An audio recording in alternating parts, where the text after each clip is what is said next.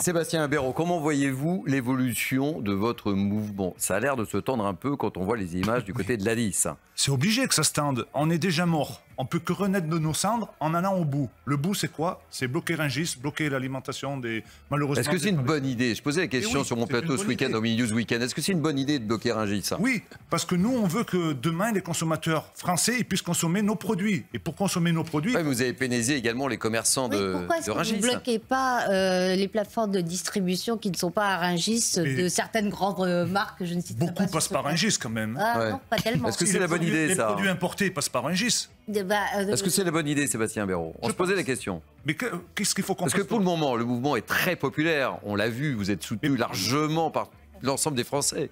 Mais est-ce que ça risque pas de se retourner contre vous? Non, c'est une question que je vous pose. Il faut que ça aille très vite. Il faut que ça aille très vite. La grande distribution, elle ne va pas à Rungis. Non, pas il faut du qu'on tout. tape Ah fort. oui. Est-ce que c'est la bonne idée d'aller à Rungis? Ce sont les petits commerçants. Les restaurateurs. C'est les petits commerçants, vous avez pénalisé les petits restaurateurs, etc. Il faut que vous sachiez aussi que beaucoup des produits qui transitent par Rungis repartent ensuite en province et sont distribués dans le reste de la France. Parce Oui, que mais beaucoup restent sur Paris aussi quand même. Oui. Il y a 25 000 tonnes qui restent sur Paris chaque jour. Mais pas dans la grande distribution. Dans la mesure où vous avez un problème de prix avec la grande distribution, je vous dis simplement que la grande distribution ne s'approvisionne pas à Rungis, c'est tout. Oui, mais quand même, ils ont mis des blindés devant Rungis. Ça les dérangerait vraiment qu'on bloque Rungis. Ah, qu'on mange pas, ça peut nous déranger. Moi, je voudrais rebondir sur les accords du Mercosur que vous nous dites. OK, mais il n'y a pas que ça. Il y a eu les accords de Nouvelle-Zélande qui vont faire importer du lait alors qu'on ne sait pas quoi faire de des moutons. Il y a les accords. Il y a 3 jours, c'était les accords avec le Chili. Tous les jours, on dirait qu'ils nous provoquent. Mais ils veulent vraiment le chaos. Ils veulent vraiment... C'est normal que les agriculteurs, ils ont fait une demi-tour tout à l'heure sur l'autoroute. Leur chef, l'école blanc de la FNSEA, ils leur ont dit rentrez à la niche, rangez votre os. Ils veulent pas, il n'y a pas d'os à ranger. Mais dites-moi, au départ, il y avait une certaine harmonie entre les instances syndicales.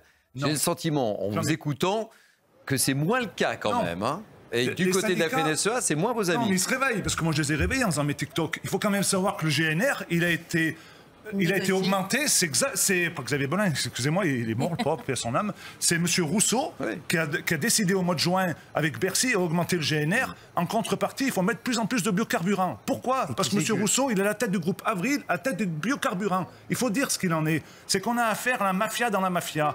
Et les pauvres gars qui se veulent... Faites attention aux propos quand même. Non, il faut dire... Non, mais c'est vrai. Et il y a 2 morts par jour, 50 exploitations qui disparaissent tous les jours. On ne peut plus, monsieur. On est à 300 €, les députés, ils ont pris 300 € d'augmentation, les sénateurs 700. On se fout de notre gueule, ils nous poussent à bout. On est raisonnable, on est des entrepreneurs, on veut vivre notre métier, mais c'est interminable. Tous les jours, il y a des accords de libre-échange. Donc la seule solution, moi j'en vois pas d'autres, des mesurettes, ils n'arriveront jamais à calmer la détresse des agriculteurs, ils n'y arriveront pas. La seule solution, en plus c'est nous les éleveurs, qu'on est tributaires de cette folie de Van der Leyen, cette hyène, mais elle est complètement folle cette femme, signer des accords de libre-échange toutes les semaines, pour faire entrer quoi? De la viande, alors qu'on ne sait pas quoi en faire, de la viande en France. Nous, la nôtre, elle part en Chine et on fait rentrer de la viande aux hormones.